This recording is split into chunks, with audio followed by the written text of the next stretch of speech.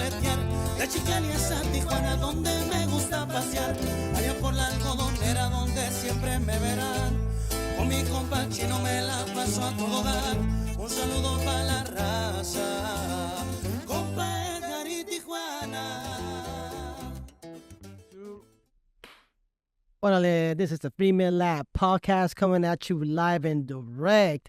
I'm your host, Easy G, and today is a special episode because we are at location. And where we're at is with my carnal, my brother over here, Joel. I'm going to let him do his own introduction here, but we're out here doing it live and direct for y'all. And yeah, man, I'm pretty excited about this. So take it away, Joel. So yeah, my name is Joel. My boys. So you guys could call me Chori. Anybody call me Chori. On my Instagram, I'm Chori So Fly. So it's Chori _so _fly. Chorizo volador. So yeah, man. Thank you for coming to my pad. You know, this is my Yeah, I want to ask my you. man cave, bro. Yeah, I was gonna ask, like, what do you call this? So, I mean, this is more than a man when cave, you guys bro. when you guys came in, man, I don't know, like in school we had like multi-use rooms. We could call this the multi-use room. Yeah. It's pretty dope. I mean, I'm sure you guys can see partial of it. He has a dope Daffy Duck. Scrooge McDuck. Scrooge, but yeah, not Daffy Duck, Scrooge. Yeah. Tell me a little something about that. Scrooge McDuck. I mean, as I'm not sure, like, we grew up watching all these cartoons back in the days, you know. And the reason why I put Scrooge McDuck was because Scrooge McDuck was like an entrepreneur, you know, like he always had gold. I mean, I'm not sure he was entrepreneur. Let's say he was. But let's say he was because he had all that gold, you know what I'm saying? So, that's one of the, we're always trying to look for assets, you know what I'm saying, as an entrepreneur. Yeah. I like it. It's different, and not only that, it's cool art that goes on the wall. I'm all down for that. As Some people think it's scary because the way he looks. Nah, he's cool, man. He's dope. It's all good, man. We're not here to intimidate anybody, bro. Scary is kind of good sometimes, right? Yeah, a little fear. So, Chori, Joel, I met you at Empire. We were actually out there for an artist, Kasura. Yep. And tell me a little bit something that, because you were there obviously, and you're I'm assuming you're connected to him, right? So Clausura, I went to Clausura. I went to high school with Clausura. At the time, I just knew that he went to that school. I went to that school. We weren't really like friends, we just knew each other. We knew who we were. As we graduated, some of my friends were mutual friends with him, so that's how we got to, like, kind of merge or whatever you want to call it, and then along the way, pues me cayó bien el camarada, and we just started to kick it a little bit here and there, and then I guess kind of like we were just kind of like así, no éramos tan camaradas, we just knew each other, But then I started doing like events, like that's when I did events at Rocapulco, at Kokomo's, when I'm not sure whoever knows, but I did events at Kokomo's. So like a long time ago. So you were like, when you say events, what were you doing? So I was a promoter. Okay. Yeah, I was a promoter. So I used to bring like bandas, you know what I'm saying, DJs, pass out flyers, bring people in. It wasn't a every weekend thing, but I've always been like very passionate about music and like, all that whole industry, Yeah. And yeah, man, we just started doing that, and it went well. Every single time we would do it, it wouldn't make a lot of money, but we wouldn't lose money, Yeah. And because we like what we do, we didn't really care. Yeah. We didn't really care about making the money. Yeah. That's dope. Yeah. But that's so going back to how I met Clausura. Since I was in the music industry, he was singing and doing all this other stuff. At one point, he asked me to become his second voice. Oh, yeah. Okay. Yep. So second voice. Second voice, yeah. For the folks that don't know out there, what does that mean? The second voice. So like his hype man, Okay. Like in español es la segunda voz, but in English is like his hype man. I was just his hype man, like making sure that I hit the words that he could get to, because it's you're doing it. It could get tiring, up there, because you're moving, you're dancing, you're talking, Yeah. So that's how I got into it. But the reason why he got me as a second voice is because he knew that I like to sing too. So you sing too. So in el baño, you know what I'm saying?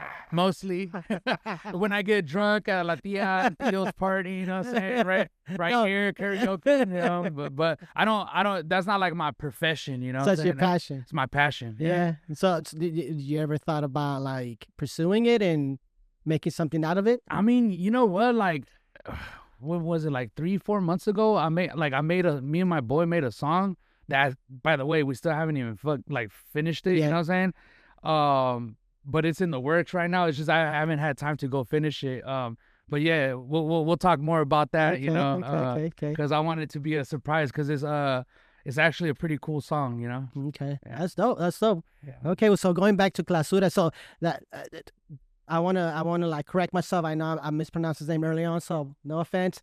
So going back to that, so that's how you pretty much connected with him. You're his basically you said second voice, hype man type of situation there.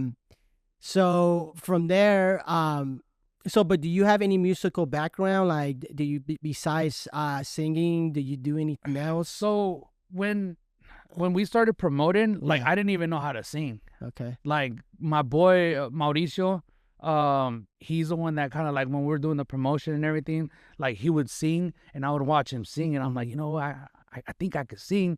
And then I got on the mic one time and I just sang like shit, you know what I'm saying?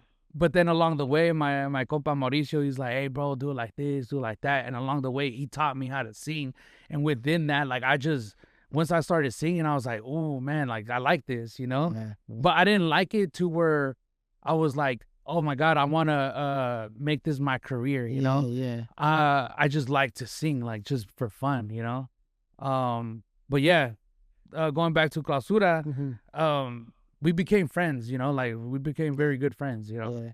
Yeah, but yeah, singing, I don't know, bro. Music to me is, I think a lot of us could relate. Is just it brings us together, you know what I'm saying? And when I sing, man, I sing with like a passion, you know, like que pegue, you know. Yeah. And when we're at like restaurants and stuff like that, and there's like grupos or whatever, I start to sing, and people are like, man, dude, like what, like you're an artist or something? Like, I mean, not to talk, Yeah, man. but people really think like, you know, like I'm a singer, and I'm not. I just like to sing, And there's only a few songs that I sing. It's not like I have like a big, you know, portfolio of songs, you know. But that's because you haven't like, if you do it and try it, I'm sure you would. So do you? Does any of your family do any type of music that you're? My uncle plays a guitar. My grandpa does as well. So that's pretty close by that it could be spilled over to your. But I don't. But it was crazy is that I could hit notes and I know notes, like I know the tones. Yeah.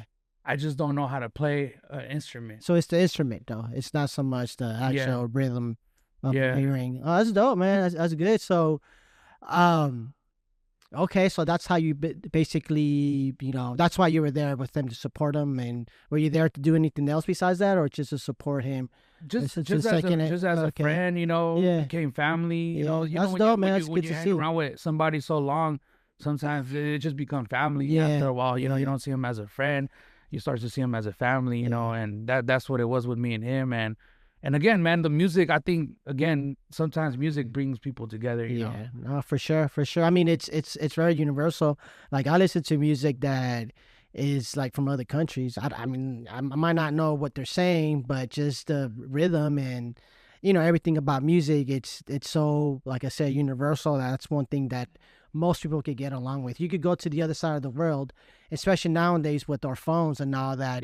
You know, it's you can always have a good time with music. When I went to Europe, I was in Brussels. In Brussels, that area, it was like I obviously I don't speak the language there, but the music, it's like they were playing music in these lounges or bars, and they were kind of small, you know, small bars, but at one point we were all singing together. I don't know what I was singing, but they were like, just, you know, they were telling me how to do it. So again, music, right? Music brings, I think people don't get how important music is. Same thing with art, you know, art and music are two things that are very universal because it's something that we've been doing since, you know, the beginning of our existence. You know, art and music has always been part of who we are as humans. But Dope, man. Yeah, but I would like to give some advice to the young ones. Yeah, man. for sure. And the reason why I say young ones because I'm an entrepreneur, and I'm always about trying to help people out too. As best as possible. You know what I'm saying? You can't help everybody out. Yeah. But what I'm gonna say is to the young ones out there, and hopefully they become entrepreneurs as well.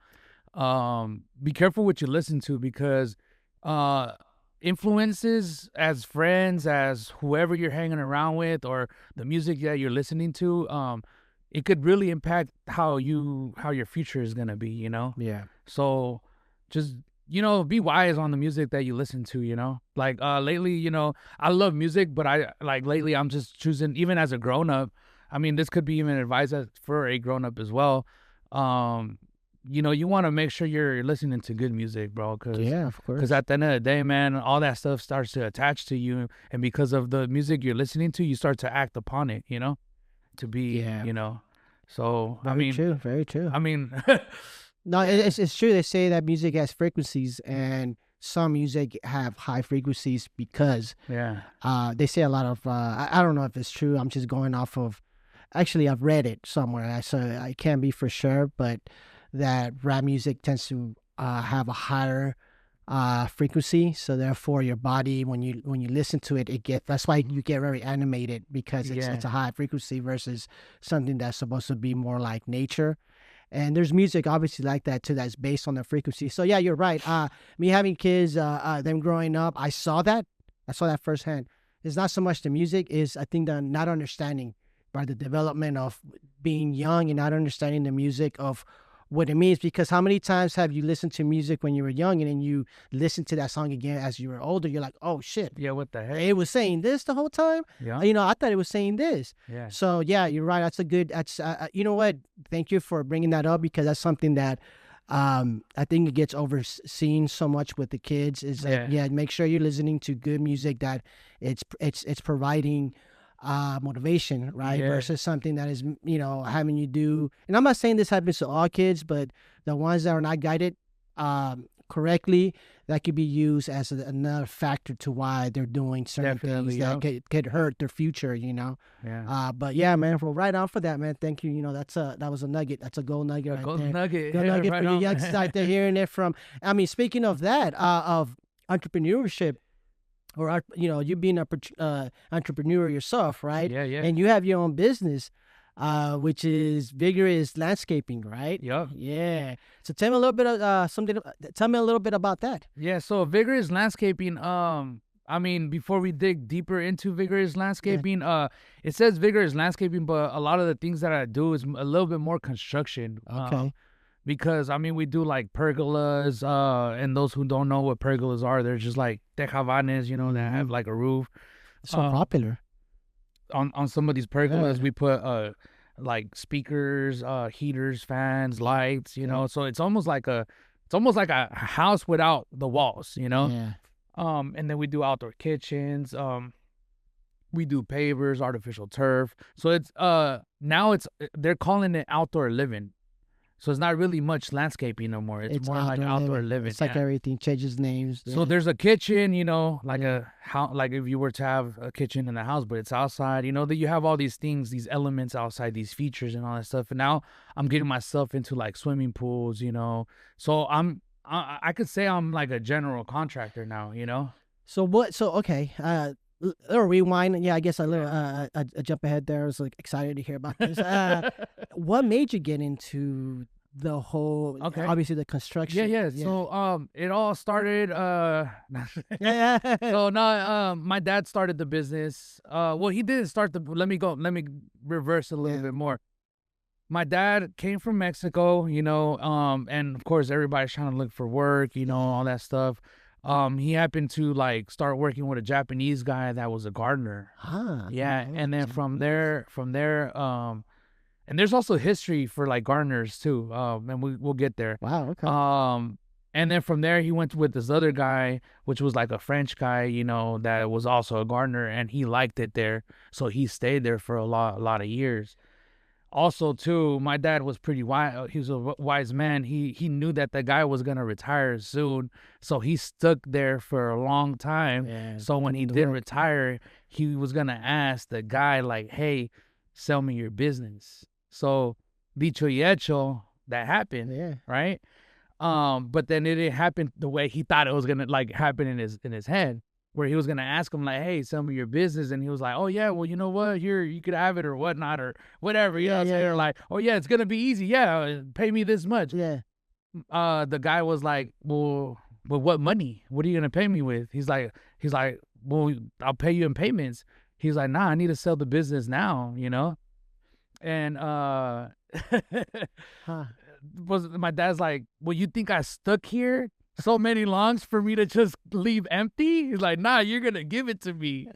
And yeah, like, you know, So lo bueno que sí se lo dio, like in payments.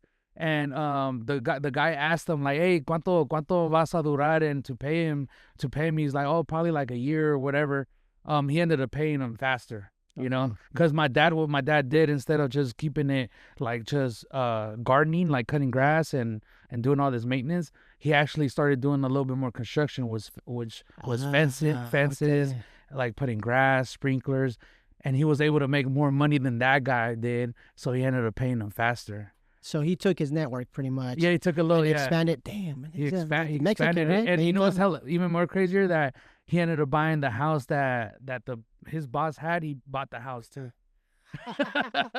Double whammy. Double whammy. You're for giving me a hard time. Yeah. That's pretty. Hey, that's inspiring, man. Yeah. That actually explains why I'm sitting here and go and you know, on a kind of type of thing where it's like, man, you have a nice place here. I appreciate it. But it shows. I mean, if your father was being like that, or you know, that's the way how he was conducting himself. So obviously, you're gonna pick up. So he was like my mentor. Yeah. I mean, he wasn't like my mentor. He is to this day my mentor. Yeah. Like, he's always giving me advice and like telling me, you know, do it this way. Along the way, of course, I mean, I picked up on my own stuff too, you know, like, of course, yeah. But yeah, that's how the business kind of started, through gardening, you know. Yeah. And then my dad started doing the gardening. Along, like when I was in kindergarten, he used to take me, like, you know, he used to pick me up from kindergarten, take me to the jobs, and I would be like, you know, sweeping up little you know, leaves and stuff like that. So I've been around it like all my life, you know. And then as I grew up, when I was 14, you know, my dad started to pay me like on Saturdays, so I used to mow the lawn. And then as I grew up even more, then I would get more machines. When I was 18, when I graduated, I didn't want to do gardening. I hated it with a passion, bro. Like, I to this day. I was gonna ask you. I was like, did you actually listen to your father? So Like, to this day, I just don't like gardening, bro. Yeah, I'll be I can honest see with why. you. I I can see why. don't like. It's like a thing that's just like every day, constant. but that's. So I went to the airport to go work. You know, my brother was working at a restaurant, and they were paying very well. The tips were like good, you know. Yeah. So, long story short on that, it just, the tips weren't good no more, and my dad needed help. My dad's like, "Hey, come back and work with me. Like, I don't have no employees." This is when the recession hit. Okay. And I was like, "You know what? Yeah, let's go. You know, I'm not making money over there, you know, and you need help. You know, of course, I'm gonna help you, you know." And yeah, like, you know, I started helping him, and we started doing gardening. And yeah, at that time, I already knew how to do everything. So sometimes he would just send me by myself, and I was like, "Oh, dude, come on," you know. But anyways, that happened. And then, at that time, we were already doing a little bit of like pavers and like maybe like, you know, putting plants, a little bit more construction, you know. And then my dad gets sick when I was 22. So I was working for him for like 3 years, you know, like me and him. Mm-hmm. And then he gets sick, you know, like his kidneys stopped to work. And that's when, like, he thought he was gonna die. So my dad's like, "You know what, take over, you know, I can't handle it no more. It's on you now." And yeah, that's when I took over the business, you know. I knew at that moment, I knew how to cut grass, how to trim trees, how to do all this stuff. I didn't know how to run a business though. Yeah, right. My dad Business side of it. My dad didn't teach me that, you know, at the moment, you know. And that's where, bro, like, that's where like all that stress and all that, like, you know, I didn't know how to handle it at the time, bro. It was What was this? What was the year on this? When you took I don't over? know the exact year, but I want to say like, Well, how old were you? You say when you took so I was 22. I'm 36 now. 22 when you took over. Yeah, I was 22. Yeah. Yeah. So pretty I young. mean, 2008, the recession hit. Let's say, you know, Yeah, that's tough. yeah, like maybe like 2012, 2014, Yeah. whatever, around Yeah. that time. And yeah, man, it was tough, bro, because my dad he was in debt, you know. He had like cars and stuff like that, and the house, the mortgage to pay, you know. Everybody was in stress, you know. So I was the man of the house after that, you know. Yeah. And at that time I already had my daughter too, so I had my wife, my daughter, you know, and it was I was in a situation where I had to step in, you know. Like there was like no choice, you know. I mean, there's always a choice, Yeah, yeah. but I took the choice to help out, you know what I'm saying? So yeah, I took over, and it was a little stressful, but along the way, man, what doesn't kill you makes you stronger. You're right. And I learned a lot on my own, but also my dad was always right there. Even though he was sick, he was a phone call away, where I could just Yeah. call him and ask him something, like when something was like hard on me, you know what I'm saying? So he was always right there. And to this day, he's still right there. So thank God, like about, you know, 8 years ago, he got his kidney transplant. Okay, so he's Yeah, good. so he's good. So now he works with me again. Oh, okay. So, Yeah. wow. Yeah. So it's interesting. Yeah, but like I said, along the way, you know, gardening, and then I started to do pavers Yeah. more. I started to do more fencing, and then I started doing artificial turf, and then I that's what I liked, like the construction side of it, where landscaping came in, and that's where I saw a little bit more of the passion of me, like continuing and giving me like more of a push to go, you know, like more motivation. And then what was it, like 7 years ago, I started to get into 3D designing, and even more, like I got even more like motivated, because like now 3D designing is like art, you know. And I think that's where, again, now music comes into play, where art, music, you know. Yeah. And then I just get even more passionate about it. And then now I'm like doing construction, you know. Yeah. And there's more art. And I mean, this right here, we dug, this was all dirt, like all this, Yeah. you know. So we dug all this out, like, Wow. so this is like we're underneath our house. Yeah. If people didn't know, we're underneath our house. That's dope. So going back to because you threw a lot of gems out there. Okay, I want to ask you a little bit about the 3D design, right? Okay. So how did you get into that? So yeah, explain to me a little bit of how you got into it, but also what does it entail? Like what is it like when you say 3D design? Okay. Yeah.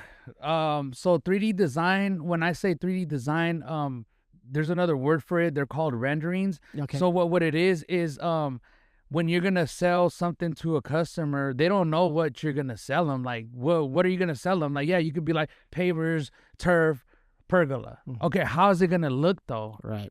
So with the 3D design process, you could actually show them how it's gonna look, because it, like, when we're done with these projects, it looks like 95% of how, like, it looks so real. Almost I have a brochure on the designing right here, but it looks really, like, it looks real, and there's no guesswork. Like, oh, I thought you said this, and then like it how should I say it, is less confusing. Yeah. Because they could actually see what you're talking about instead of you explaining what you're talking about. It's also a security measure for you, right? Where how many times have contractors done stuff and then they're like, I don't like it, I'm not going to pay you for it, right? Yeah. In this sense, it's like, well, I showed you how it's going to pay, and I can see how you could use it also too, how you can leverage it. Document. Yeah, well, yeah, because you're agreeing to something already, and so if we're going to move on, then you're already, like you said, 95% of it, it's going to look accurate. the accuracy is about 95%. Yeah. So it's like, you're paying for what you asked for, pretty much. And then along the ways, the reason why I say 95%, because nothing's 100%. Let's be honest. Whoever's telling you, oh, this is 100%. Oh, something could change. Like, come on, it's not, because along the way things are gonna change. Yeah, exactly. And I always for my business, I always like to keep it, I want to say 100, but nothing's 100, right? Yeah. Now, I like to be honest, because the more honest, the better. Because if you don't land a job, if you land a job and you're not honest, man, you're pretty much, you're gonna see problems along the way. Yeah. Which you're always in construction. There's always gonna be problems. Yeah. You just gotta know how to solve the problem, And I'm a really good problem solver. So, it's just being honest, man. Because if I'm gonna get a job, I know that I'm being honest to them, and I'm gonna have less headaches, Right. Yeah. So is that the reason why you started getting into the 3D? Because I'm assuming that before that, your father didn't have that, right? No, that wasn't part my of dad it. did not. They did not have all this. And then there was the technology wasn't there like that either. But I didn't get into it because of that. I got into it because I felt like now I could actually explain to the customer, like how should I say it? Like show them my vision. Mm-hmm. Like, hey man, I got a dope ass vision for you. Like, we're gonna do this, we're gonna do that. But if they're not, they can't see it. Yeah. They're not gonna get they're not gonna show no emotion. Yeah. But once they see it, and I show them my art, my vision for what I think will look good for you, then they're gonna be like, they'll be like, oh shoot, this is nice. How much does it cost? This much. Holy shit, that's a lot. But I really want it. Yeah. So because I like your vision, and your vision is like I like your vision, and it's gonna go with what I want. Okay. So that explains your. So you're kind of like a visionary, right? Is this a standard practice that other landscaping places do, or is it's not as popular? So it is now. Yeah. Before, when I started it, it was very rare. Okay, so you were. So I was like up there. Yeah. I was like, it was easy for me to like sell because I was like one of the few. Now everybody's doing it, and it's actually gotten hella cheaper. You know what's I don't know if you've thought about this, but maybe doing a program where you can actually put in those what do they call those lenses, the VR, VR stuff, and.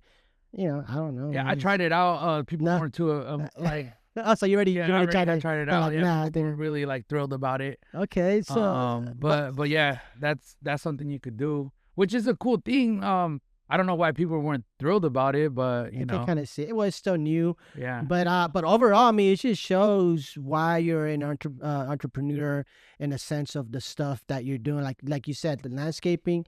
It's not really your thing, right? You're like, I don't really dig it too much, but you found the passion in that. And that kids out there, this is very important. This is something that I like to preach, where it's not so much learning how to do that task. It's the actual learning behind that task. So like what you did it's because of your passion of just singing, music, just everything in general, how you see your world and your upbringing. That's very important. You had your father in your life where he was guiding you and showing you actual skills that you can make money off it, and then you all actually also made money as you grew.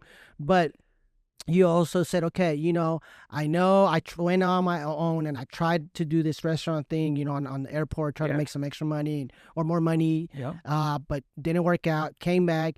So you were almost like destined to do this, but then you yourself said, okay, what other components can I put to it where it's for me to like it, right? To be more likable, where, okay, I'm still going to do the landscaping, but these are the areas that I'm really focusing on. And obviously they've worked, right? Because you've made some wealth off of it, right? And I made it fun too. Yeah.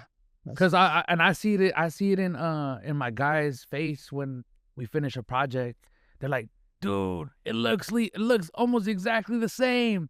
Like, it's crazy. Like, it's fun, How many employees do you have? So right now I have 4. We had more, but yeah, right now I feel like we're in a shift, and let's be honest, we're in a shift where things are just moving around. So right now I'm trying to find what's next, Yeah. Because as an entrepreneur, man, like, it's not always, and let's be honest, it's not always gonna be great. Well, nothing's great. Yeah, nothing. And along the way, man, it was bumpy, you know. And along the way, yeah, there was great times where it was like up, and I was just like, let's go, let's do this, let's do that. You know what I'm saying? And then again, and then you go down, and then we call it, like in Flyview Network, we call it a decline, you know. So, but the decline is where it actually humbles you, you know, because when you go up, man, you just start to feel like you're an all-star. You feel, you know, it's you a feel high. like you're It's a high like up this on it. me, you know, and all that stuff is a high, yeah. And then you decline, and you're like, what the fuck, you know, like shit. And then that's where you start to see like things that you didn't see before, you know. No, it's an experience. It's like if you get bounced back from that, then you know you're in the right place, or you're doing the right thing. I think that's why it's done. And like you said, you always you have to lose before you can actually win the big stuff, right? Because like you said, you have to know what to look out for, and there's a few of us that can do it off the bat. But let's face it, as just humans itself, and with everything that we're going through, like you said, especially in these times that we're living in now, not so much what the media is portraying, but also the technology that we have. You know, it's so fast that just AI itself, right? Like how it can do so much for you, and it's almost like it's not gonna take your job, but it's gonna make you want to push harder and look at things in a different way, because there's already a technology that can do most of the stuff, standard stuff that we could do as a human. So people like you are the ones who are going to be like innovators, because you're not just staying with one thing. Obviously at a young age, you took over something, and then you're like, okay, I'm going to improve it. So right now, when you hit those lows, like you said, those are the times when you really look into, okay, what caused, it's not so much what caused the downfall or the you know, coming down, the decline. It's more you know, room for like, okay, it's time for you to observe and pay attention more to, you know, your business, to see what you could do better, right? I mean, that's at least how I look at my stuff, you know, when it comes to my business. I don't have nothing big like what you have, but you know, it's just, I feel like a lot of people don't understand that you need that. You need to have the decline, so you could tell the difference, right? What's working and what's not. What you could improve on, and what you could you know, grow on too. You know. So I would say this: appreciate the goods and appreciate the bads. But a lot of people don't appreciate the bads; they just appreciate the goods. They get mad when bad things come, but sometimes bad things are good things, because sometimes they're blessings in disguise. You know. So just be happy for where you're at right now, because there's a lot of other people that are much more worse, you know, like, that's true. And they're probably in a bad situation. They still have a smile on their face, you know. They're the ones that are that have real wealth.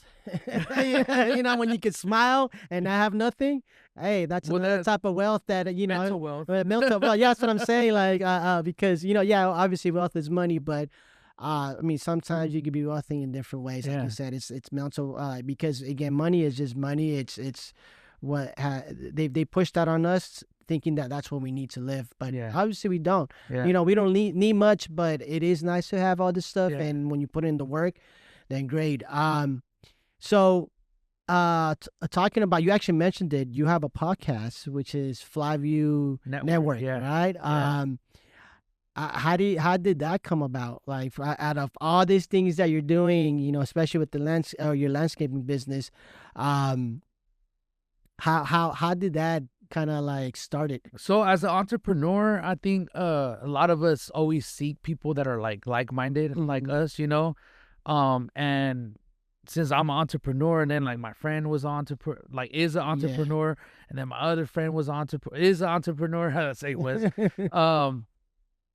I just started like talking to them about things, and we were always just bouncing back ideas. Like, he was always giving me, you know, like feedback, or he's always telling me like, hey, you should do this, you should do that.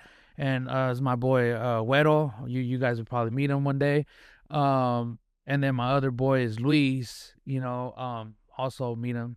And those two people, like, so Güero is my friend and Luis is my friend. They didn't know each other. Okay. You know, but I would always like talk to Luis about something, and like I felt like my mind and his mind was like together, like we connected. And then with Güero, same thing. And then one day I just put them together, and then we just got all along, and we all had the same kind of mentality when it came down to like business, and like we were like thinking about like the same thing about networking and all that stuff, and it just kind of like organically just came together. That's dope. Yeah. I mean, it wasn't, again, it sounds as easy as it is, but we also went through some trials and tribulations, you know? Yeah.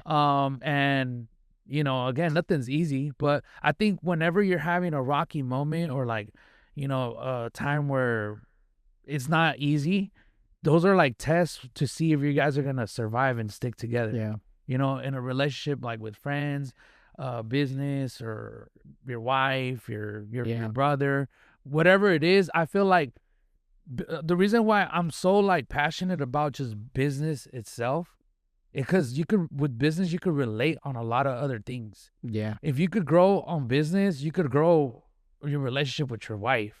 Mm-hmm. You could grow your relationship with your son. You could grow your relationship with your friend.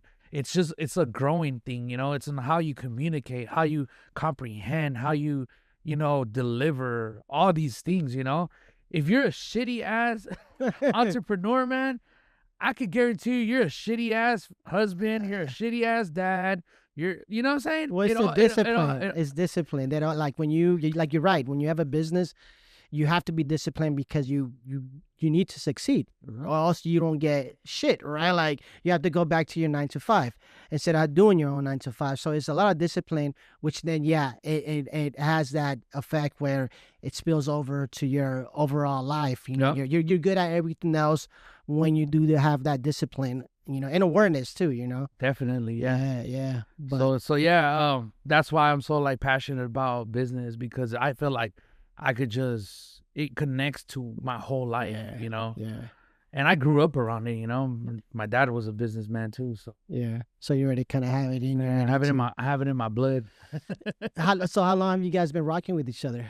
Who? You and Güero. Me and Güero, if I'm not mistaken, man, I suck with timelines, just by the way, you know, but I'll do my best. If I'm not mistaken, I think I've been knowing him for like 15 years. Oh, okay. You know, for a while already, you know, 10 to 15, you know. And with Luis, I want to say like a good también 10 around 10ish, you know. I met Luis through one of my cousins. Okay. Yeah, that's like his boy, you know, and I would be in family parties and he'll be around. And again, you're like a magnet when it comes down to how your mindset is to somebody else's. For some reason, you end up clicking with that person, and you end up hanging around with that person, and then you see yourself kind of like having the same kind of like likes about certain things, you know. Yeah. And same thing with my boy Güero, same thing, you know. Same thing. Pero con mi compa Güero yo lo conocí como más en el desmadre. Yeah. Where are you from? So I was where are you from, Holmes? I mean like nationality wise, or like, well, you're Mexicano, right? Yeah, so my parents are from Mexico, yeah. And, but yeah, I'm Mexican. But you're from the Bay Area, bro.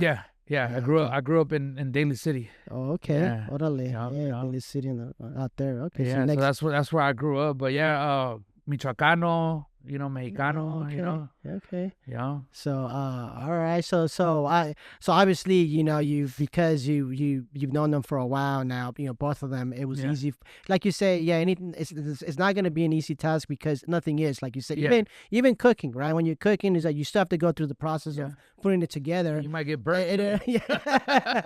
So yeah. And so this podcast, what do you guys talk? I mean, obviously it's networking and such, but what is like your main topics? Is it like a open platform, or do you guys focus more on business, or more on business? Entrepreneurs? So we invite a lot of entrepreneurs or people that want to become an entrepreneur, you know? Okay.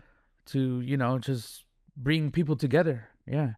And I'm asking the question. Yeah. Where can they find some of those episodes? So on our YouTube Flyview Network. Okay. Yeah. Okay. So you do have some up there. So we do have, I think we have 3 episodes. Okay, so Yeah. there's 3. We do have to be a little bit more consistent. So we owe that to you guys, you know what I'm saying? Yeah. But still, it's out there. You can go and check it Yeah, out and so see. And there is one that I really like. And you guys could go look at it. I feel like we dropped a lot of gems and a lot of bombs on there. So yeah, just check it out, man. what did you guys talk about? Just to give a quick preview, like to get it some interest. It was his name was Ricky Cucalone. Okay. And we talked about you know, like what he does is like a more like cryptocurrencies and like all that new technology, you know, money and you know what I'm saying, like stuff like that.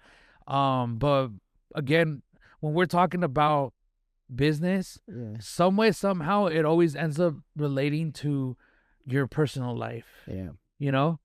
So that's the reason why I really like business, because again, it connects to your personal life, and business makes you grow, man. Yeah. As a person. And even if you fail, man, at least, I mean, you know that, you know, something. But can you fail? I mean, like, obviously you could fail, but if you're putting in the work, have you seen that, like from what you've seen, you know, your experiences, it's always the people that don't care about the business that fails, right? Like it's when you're putting in the work, you're gonna succeed at some point. Yeah, I mean, fail. I think to use the word, I use fail, right? But to use the word fail, I mean, when do you fail? I mean, who knows? Yeah. You know what I'm saying? Or when do you succeed? Yeah. Who knows? Because people might see that you're successful, but you might not feel like you're successful. Okay. Wow. Or somebody might see something like, oh my God, that guy is a failure. But in reality, they're probably happy as heck. Yeah, that's true. No, so it's perspective, you know what I'm saying? Perspectiveness. So, yeah, I mean, what was the question again from? My bad. No. We were talking about how, I think we were talking about how, I don't know, man. It's because I was going somewhere like crazy, like failure. You know, it's because you have a lot. The thing about it as you say you're 33.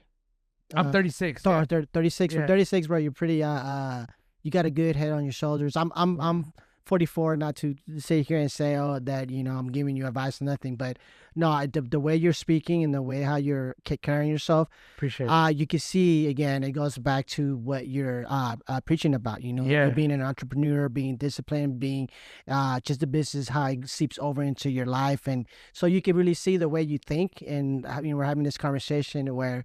I can see you later on being a consultant and actually like, not unless you're already doing that, you know, but teaching people. I've been doing it to a few of my cousins, you know, and stuff like that. Cause again, I'm always the type of guy that I like to see other people, you know, succeed too, you know, like I wouldn't consider myself a gatekeeper, you know what I'm saying?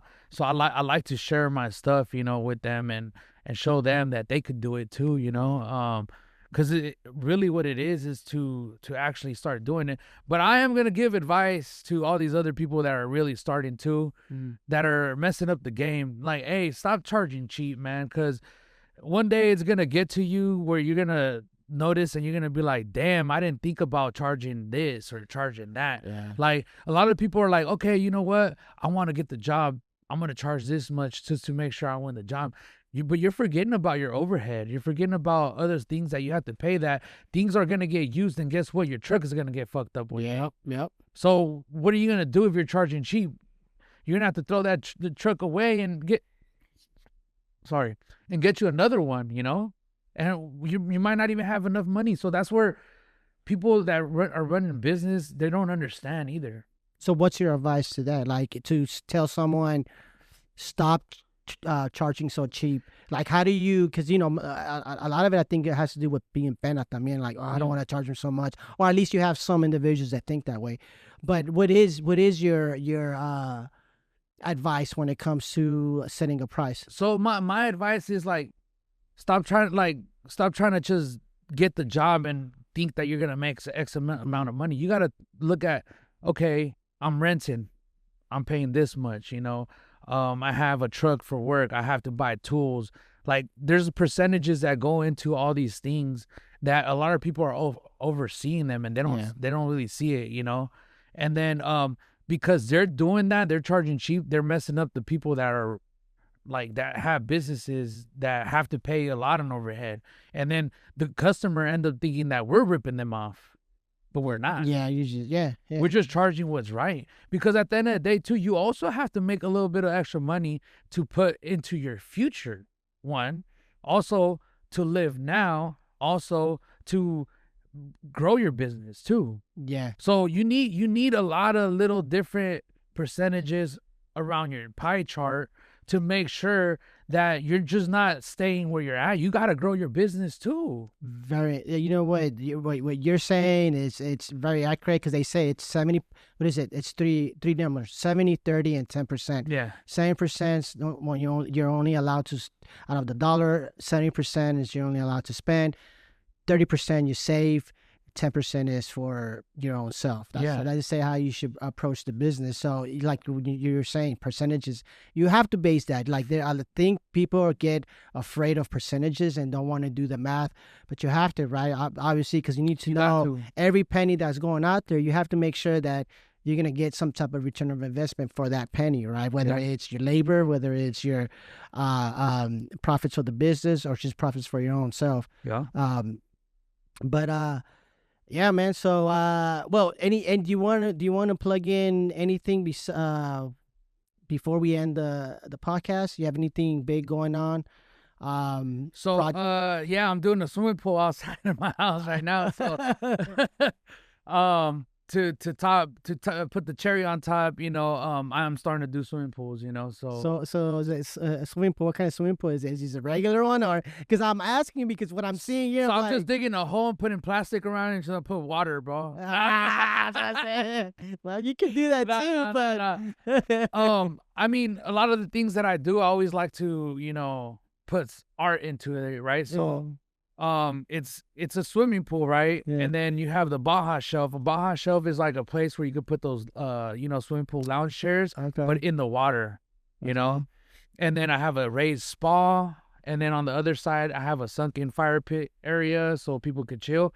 And between the swimming pool and the sunken fire pit, there's a bar where the people that want to stay dry and the people that want to be wet, they could chill and mingle. Wow. You know what I'm saying? Wow. And in the Baja Shelf, and we'll do a video. In the Baja Shelf, there's a pergola, a cantilever pergola, right? Yeah. And on the tip of the pergola, there's gonna be a rain curtain going down, so like a water. Wow, that sounds amazing. How many? What's the? You have an acre or half an acre? Half an acre? Yeah. That's a lot of space to do all that stuff. No, that's dope. I mean, you even have what is it that you have in here? A sauna? So I have a sauna right sauna, here, a little gym. I mean, he's all. I gotta use it a little bit more. My son is the one that's getting into shape. He's the one playing soccer and doing all that stuff. So well, at least it's being used. Yeah, I use it more on this side. You exercise more than. Health is wealth. So. We gotta definitely, start doing all that stuff too. Because if you're not healthy, man, then you're not making money either. So. Yeah, that's very true. You gotta be healthy. Yeah, that goes with not just your body health, but your mental health. Your mental health is very important. Actually, that's where it starts off. Because once you have those two things in order, and also a diet, a really good diet, everything else comes with it.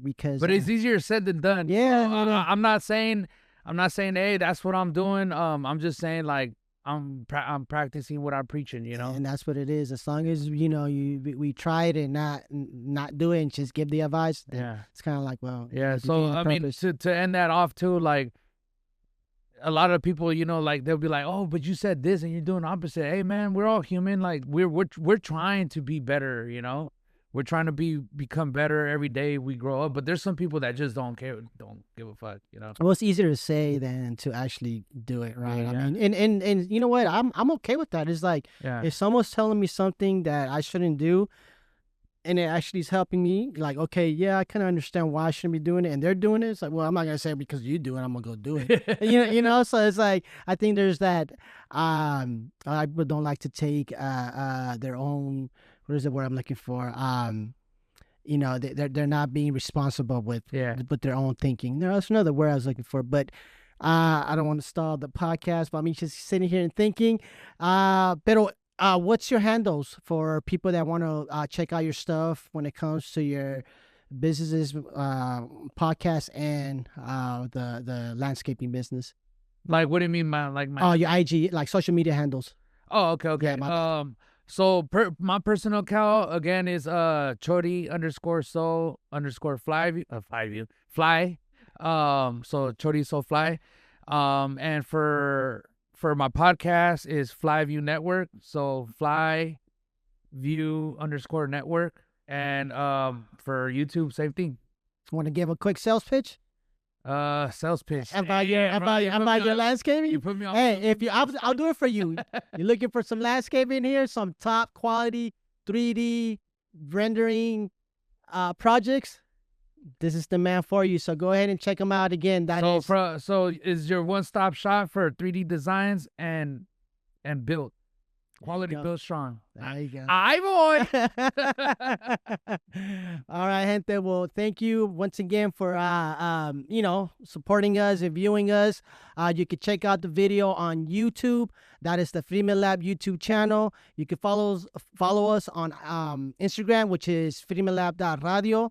And check us out on the weekends. Saturdays, we have Angelo's House from 4 p.m. to 6 p.m. And then on Sundays, we have FIRMELAB Radio, which is from 6 p.m. to 10 p.m. That's you could view them through psychradiosf.com. If not, we also have the app that you could download and listen to that app as well, and that is the Psych Radio SF. Y con eso, gente, gracias once again for listening. And Chori, gracias for giving us this opportunity to come over here and do the podcast. No, thank you for coming. Dope-ass place. So I hope we could do this again with your with Wedo and Luis. Luis, right? yeah. Órale, pues. With that, we're out. Aye, boy.